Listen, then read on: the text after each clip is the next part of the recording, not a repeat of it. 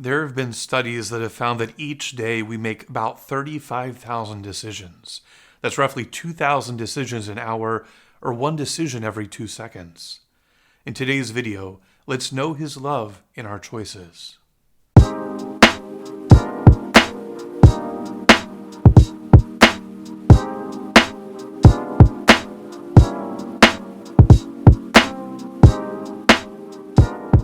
When we face so many choices each day, we may begin to wonder, does it really matter what I choose? Does it really have an effect on who I am? If we want to hit the snooze button 5 or 6 or 10 times on the alarm, does it really matter? What does it matter if I pray or go to confession? What does it matter if I hook up with someone or what I do with my significant other? What does that matter if I get drunk or if I gossip? What does it matter if I lie about another person? In a very certain, narrow worldview, the choices that we make don't matter. What we do in our thoughts, by ourselves, or even with others, has no great effect or direction on our lives. We simply move from one experience to the next without much thought. And we become convinced that the point of life is to simply maximize the amount of pleasure that we receive and to avoid as much pain as possible. And any decision-making we have along the way is simply to reinforce that incredibly narrow worldview that experiences simply happen to us. We become nothing more than a dead fish, floating down a stream of experiences, tossed back and forth by the desires and emotions that have taken control of our lives. In very rare moments, maybe we're able to see beyond this and to want to catch a breath of fresh air from endlessly scrolling through social media or watching video after video after video. But sadly, our hearts have grown so accustomed, so conditioned to this overwhelming sense of malaise that any attempt to break free is quickly overcome by avoiding what is real, what is more, and instead being swallowed up by the overpowering sedation of a world without choices, a world that replaces meaning with an endless cycle of drama, outrage, or extravagance. When caught up in this narrow worldview, we'll find that we are very unhappy. We begin to blame everyone around us for that pain. We place sole responsibility for our misery on everyone else and continue to drown ourselves in this stream of experiences, moving from pleasure to pleasure or avoiding pain after pain. The choices we make do matter. And while some decisions seem to carry little to no significance in our overall journey through this life, others clearly can have a tremendously deep impact on how we see ourselves, others, and even God, and how we treat others, ourselves, and God. Our choices form us. They form the way we see and act in the world. They form the way we respond to things. They form the decisions that we'll make in the future.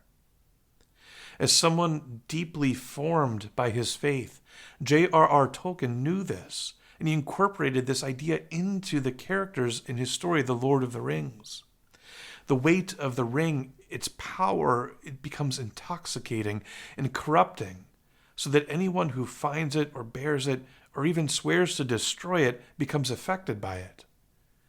The power of choice really forms us, and I think that we can clearly see this in his character Smeagol. Smeagol's greed led him to kill his own cousin, to spy on and steal from his neighbors, and eventually be banished from his home by his own grandmother. His possession of the One Ring gave him an incredibly long life.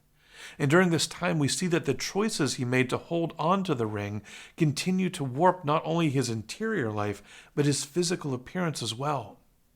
Smeagol would be completely unrecognizable to the people of his village, as his skin grew pale, his eyes larger, and even his mind was torn in two as the corrupting power of the ring disintegrated Smeagol's identity, allowing the emergence of Gollum, who will do anything to maintain possession of his precious ring.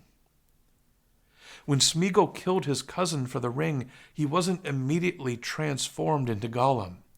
It was a choice-by-choice movement, a slow change that reinforced the greed, it reinforced the corrupting effects of the ring, and also Smeagol's own disordered desires.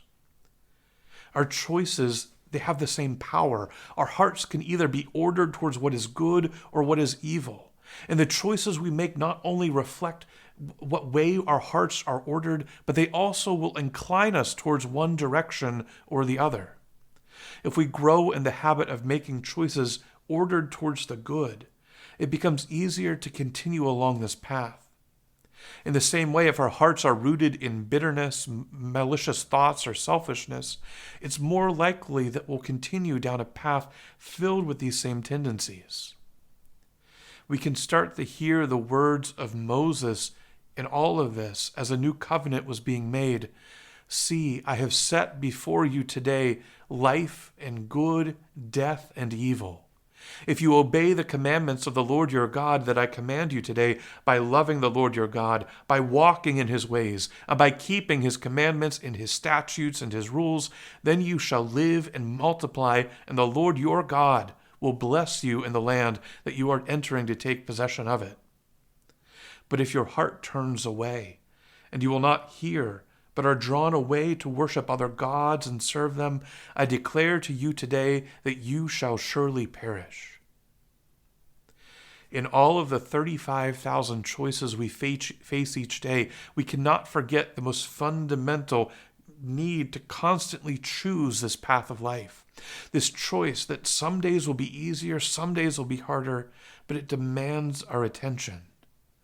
There can be so many things in our world that we do not have much of a choice over. Where we're born, what kind of a family we're born into, the ways that we have been mistreated by others. But in the midst of all of this, we still have an opportunity to choose the path of life. We have the freedom not to do whatever we want, but the freedom to do as we ought.